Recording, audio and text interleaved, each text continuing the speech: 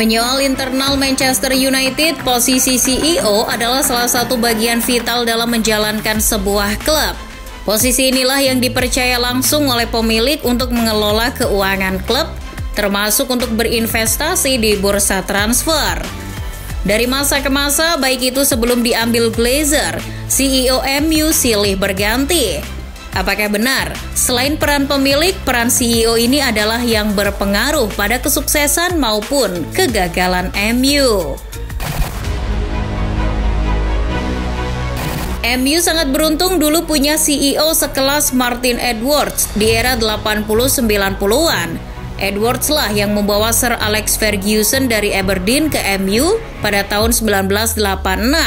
Ia juga yang mendukung Fergie untuk membangun MU dengan suntikan beberapa pemainnya, macam Jeb Stam, Roy Keane, maupun Andy Cole. Hingga treble winner 1998-99 pun berhasil diraih. Namun setelah beberapa masalah tentang pengelolaan bisnisnya di United, seperti isu penjualan klub dan lain-lain, ia memutuskan mundur. Dan perannya tersebut dilanjutkan oleh wakilnya, yakni Peter Kenyon. Kenyon adalah CEO yang memimpin ekonomi MU kembali stabil. Selain itu, ia juga mampu meneruskan peran Edwards dengan baik dalam hal mengincar pemain. Salah satu prestasi Kenyon yakni dengan mendatangkan Ferdinand dan Ruud van Nistelrooy. Dan yang paling penting perannya adalah membujuk Fergie untuk tetap tinggal di Old Trafford. Karena waktu itu Fergie sempat ingin pensiun di tahun 2002. Akan tetapi Kenyon juga tak luput dari celah. Tanggung jawab besarnya terletak pada gambling para pemain muda yang flop, macam Kleberson, Jemba maupun David Bellion. Masa puncak kegagalan transfer MU di bawah Kenyon yakni gagal merekrut Ronaldinho. Karena ternyata tawaran yang dilayangkan MU terlalu minim. Yang jadi masalah lagi, ia malah lari dari tanggung jawab membenahi klub yang dicintainya. Ia lebih memilih hengkang ke klub rival Chelsea pada 2003 karena ajakan Abramovich.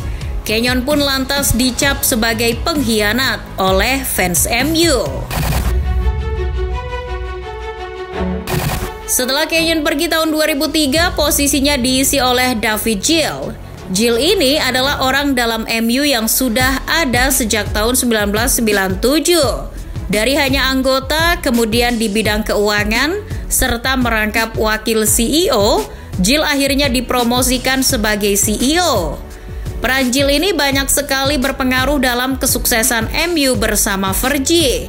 Ia dipandang banyak fans selalu berperan dalam mendukung kemauan Fergie mendapatkan pemain yang diinginkan.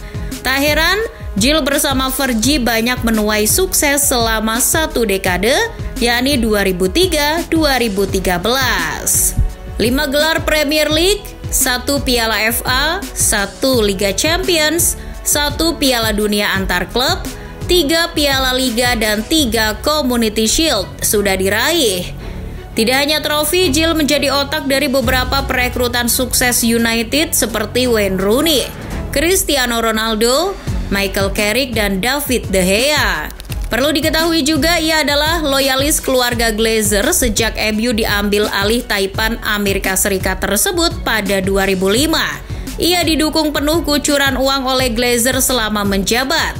Glazer yang sejak kedatangannya ditentang banyak orang, nyatanya selama masa Fergie dan Gill mampu membuahkan prestasi dan mendatangkan pemain yang tepat. Namun, Gill pun tak luput dari celah. Kebijakan terbaiknya yakni dengan menolak pemain di atas 27 tahun untuk dibeli MU, diingkarinya sendiri dengan datangnya Van der Sar, Owen maupun Van Persie. Di masa akhir pemerintahannya, ia pun gagal dalam segi transfer. Dari pemain macam Manucho, BB, sampai Gabriel Obertan, semuanya gagal. Termasuk yang paling vital, yakni tak bisa membendung Pogba muda pergi dari Old Trafford. Gill pun akhirnya pergi meninggalkan Old Trafford di tahun 2013. Di tahun itu pula United kehilangan Fergie yang akhirnya benar-benar pensiun. sebuah kehilangan besar bagi kejayaan Red Devils. Posisi CEO akhirnya dijabat kembali oleh orang dalam United, yakni Ed Woodward. Woodward ini dulunya adalah penasehat Glazers family dalam pengambil alihan MU di tahun 2005. Kemudian ia mengurusi bagian bisnis dan media MU di 2007, sampai diangkat menjadi wakil CEO di 2012 dan akhirnya menjadi CEO di 2013. Woodward seperti kebingungan di awal karena awam dalam hal teknis sepak bola. Ia dicurigai tak mengerti soal seluk-beluk teknis sepak bola. Woodward hanya mengerti teknis bisnisnya saja. Ia pun tak menunjuk orang untuk mengepalai teknis pemilihan pemain maupun pengembangan skuad MU, tetapi langsung menanganinya sendiri. Sejak kehilangan Fergie, ia pun juga kebingungan menemukan siapa pengganti yang tepat. Woodward seperti tak tahu arah. Dari Moyes, Giggs dan Van Gaal, Mourinho, Ole sampai Rangnick sudah dicoba. Woodward juga melakukan banyak perekrutan pemain.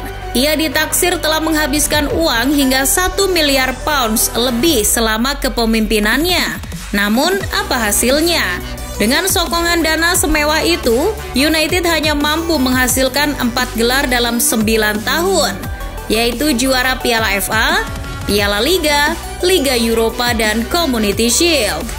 Dalam kebijakan pembelian pemain pun ia tak segan membawa bangkotan-bangkotan ke Old Trafford macam Schweinsteiger, Ibrahimovic, Mkhitaryan, Alexis, Cavani hingga Cristiano Ronaldo.